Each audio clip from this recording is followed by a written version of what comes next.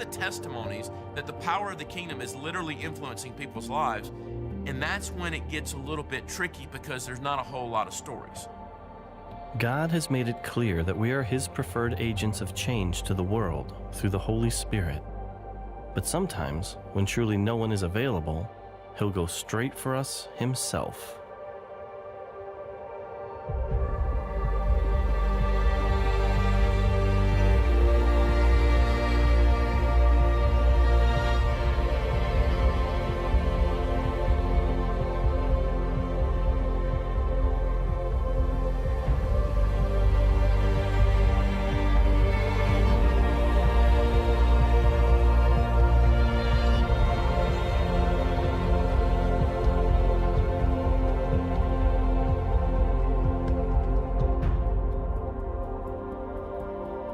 This is Ali, and he met Jesus while hanging out at Mecca. Yeah, you heard me, Mecca, the epicenter for the Muslim faith. When he was younger, Ali was a raging alcoholic, and his drinking got so bad that he moved away from his wife and children in Turkey to Saudi Arabia, simply to protect them from himself. While there, some Muslim friends of his talked him into going on Hajj to Mecca, the great pilgrimage to the holiest place in Islam. So I decided to go. And when I went there, everybody needs to sleep together. And everybody also goes 7 times around the Kaaba. And they were also going to do the namaz. And there I said, well, maybe something good will come of it. And I did the namaz, the ritual prayers also. But I was very ashamed because I didn't believe in it, and yet I was still doing it. So everybody that night sleeps around the Kaaba. So I slept there. And then in the night, I had this dream, and in the dream, Jesus came. First, he touched my forehead with his hand, and he said, "You have been saved. You have been saved." Then he opened his hand and placed it on my chest, and he said, "You belong to me." One of them, he said, "You are saved," and then, "You belong to me." And he was smiling. And this is what I wanted to say. This is what he looked like. From his waist up, he was naked and shining pure white. He had a beard, like in the pictures, but a little bit longer. His hair and his beard, it was as if every hair was electrified light, shining from every hair. That's how handsome he was.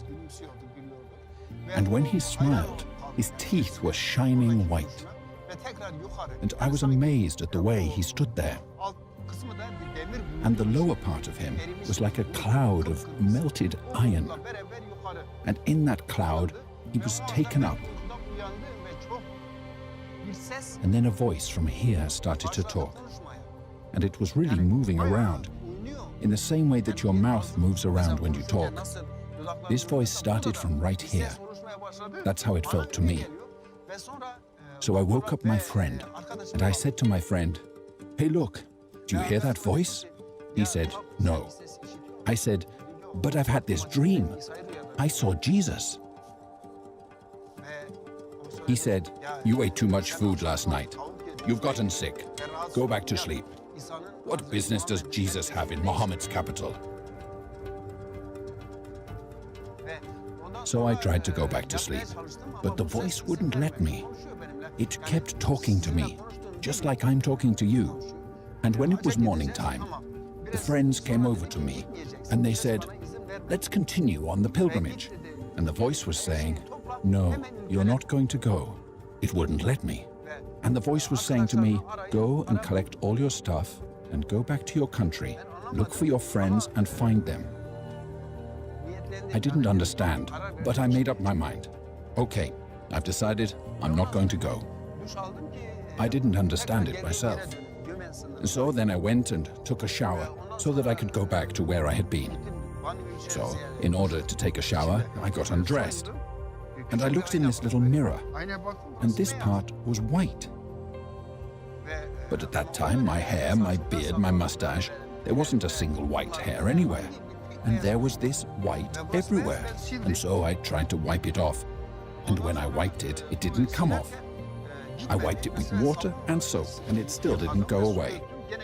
And this voice said to me, I'm going to show you even more things than this.